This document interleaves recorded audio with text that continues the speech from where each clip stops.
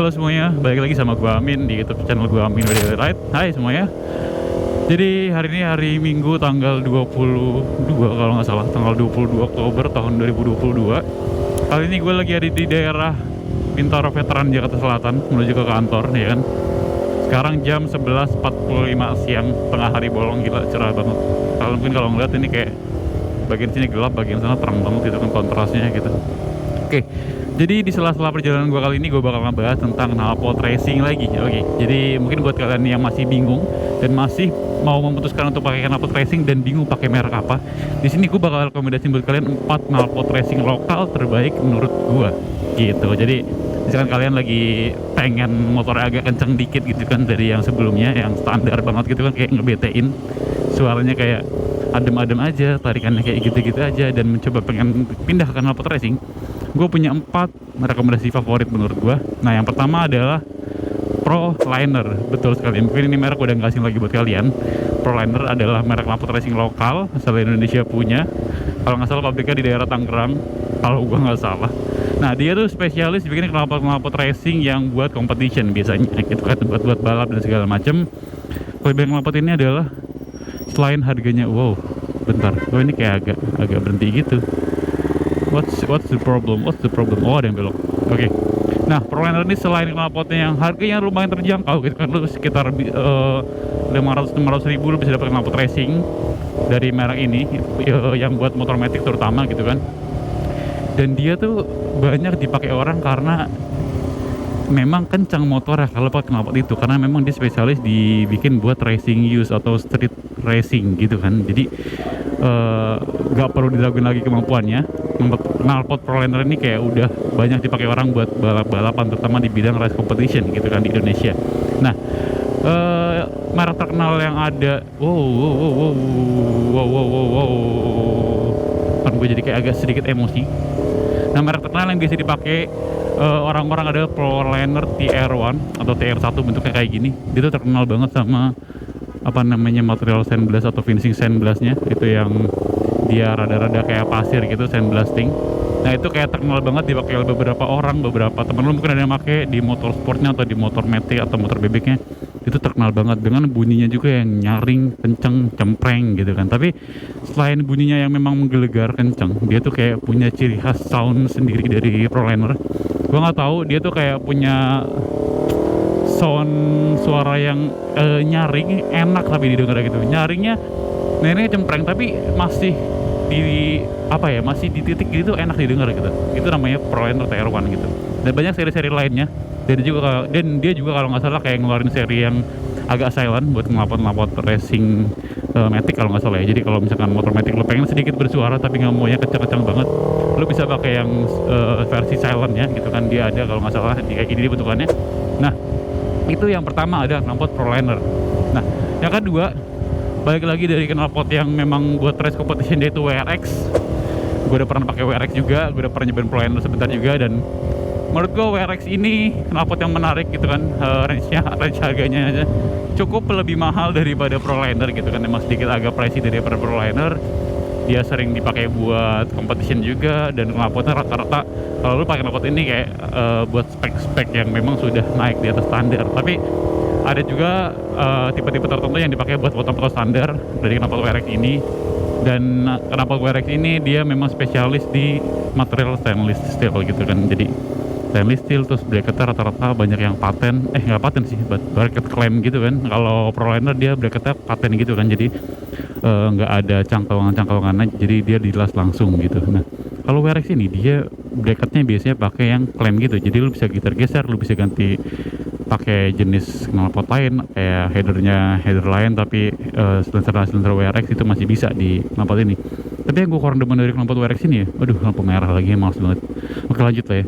Jadi yang gue agak males dari knalpot WRX ini, dia tuh semua serinya adalah seri stainless steel. Yes, kayak gini bentukannya. Dia tuh kayak bener-bener stainless aja semua gitu, polos.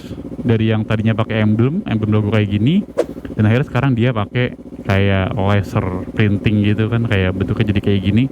Dan menurut gue kayak agak kurang keren sih menurut gue. Dan dulu tuh WRX ada knalpot ya kayak half blue gitu ya, jadi ada yang semi blue, ada yang apa namanya aluminium juga, tapi sekarang dia kebanyakan atau hampir semua mungkin dia yang stainless steel aja bentukannya, jadi kayak agak-agak monoton juga menurut gua gitu kan. Dan kalau buat power ini cukup rekomendasi juga WRX ini, jadi menurut gua kalau buat power dia oke, tapi kalau buat desain looks gitu kayak menurut gua agak kurang karena bentuknya kayak kaku banget gitu kan, menurut gua kayak terlalu apa ya, kurang keren aja gitu kan. Beda sama Proliner, dia memang agak lebih stylish daripada WRX ini gitu kan. Nah, yang ketiga rekomendasi dari gua adalah R9.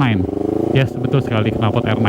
Mungkin kalian sering dengar knalpot ini. Knalpot ini tuh dia memang diperuntukkan buat knalpot street legal gitu kan, street racing legal, yang memang ya kayaknya ya setahu gue dia nggak memproduksi buat race competition, nggak kayak WRX ataupun Proliner. Itu kayak dipakai buat casual street race aja, buat gaya-gayaan, keren-keren aja gitu kan. Dan dia ada beberapa seri, tapi yang paling sering gue lihat adalah seri H2 kayak dibentukannya, H2SS ataupun H2 Titanium gitu kan. Dan itu banyak banget dipakai sama orang-orang gitu kan. Dan dia juga kebanyakan materialnya adalah aluminium dipadu padakan dengan karbon sedikit-sedikit gitu kan. Dan menurut gua cukup oke juga, desainnya oke, terus kayak secara performance juga ya so-so gitu kan. Tapi ini tergantung selera aja. Dan setahu gue sama juga deh, dia Proliner juga desainnya rata-rata begitu-gitu aja, dan rata-rata bahan stainless juga yang kayak membosankan sih menurut gua gitu. Tapi semua tergantung sama selera kalian. Itu dari tadi R9, lupa lagi R9. Oke, itu dari R9. Dan yang terakhir yang menurut gue ini adalah knalpot yang sangat keren dan made in Indonesia pula, yaitu ProSpeed. Mungkin kalian sering dengar knalpot ProSpeed berseliweran di mata kalian, atau kalian sering dengar dari teman-teman kalian. Dan itu menurut gue ini knalpot yang keren banget. Knalpot ini tuh knalpot yang digunakan secara casual use atau street use, tidak buat competition, dia cuma buat street use aja. Dia lebih mementingkan buat desain knalpotnya sama fungsi knalpotnya aja, yang gak terlalu yang harus lo high performance terus buat race competition gitu, enggak, tidak seperti WRX dan Proliner. Dia tuh mirip-mirip kayak R9 juga, tapi lebih smooth menurut gua. Desainnya tuh lebih oke banget, jauh lebih oke. Wow. Nah, knalpot ProSpeed ini yang gue suka adalah dia build quality-nya paling bagus di antara yang lain, di antara tadi R9, Proliner, WRX itu build quality paling bagus. Ketika dia bikin knalpot yang stainlessnya tuh nggak stainless yang dalam tanda arti murahan gitu kan. Kalau WRX kayak terkesan kayak stainless kayak nggak ada finishingnya lagi, kayak sekedar stainless aja. Tapi kalau lu beli ProSpeed, dia stainlessnya tuh kayak ada laminasinya lagi, kayak dilapisin lagi, dia tuh kayak mengkilat banget. Kalau lu bikin knalpot luar impor, dia tuh beda stainlessnya. Kalau misalkan lu beli knalpot stainless lokal sama stainless luar, itu tuh yang luar tuh lebih tebel, terus dia tuh kayak lebih padat, terus lebih mengkilat aja, kayak build quality-nya tuh oke punya. Dan itu ada di knalpot ProSpeed. Dan ya benar sekali, kalau lu lihat durabilitasnya pasti baik, dan itu berbanding lurus sama harganya juga.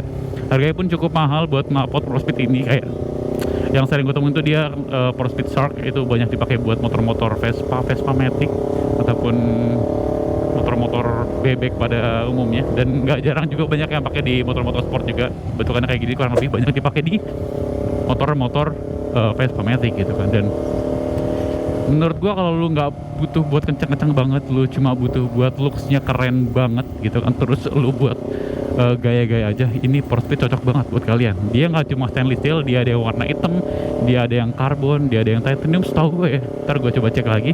Dan itu oke punya menurut gua gitu kan. Dan mungkin segitu aja rekomendasi knalpot dari gua.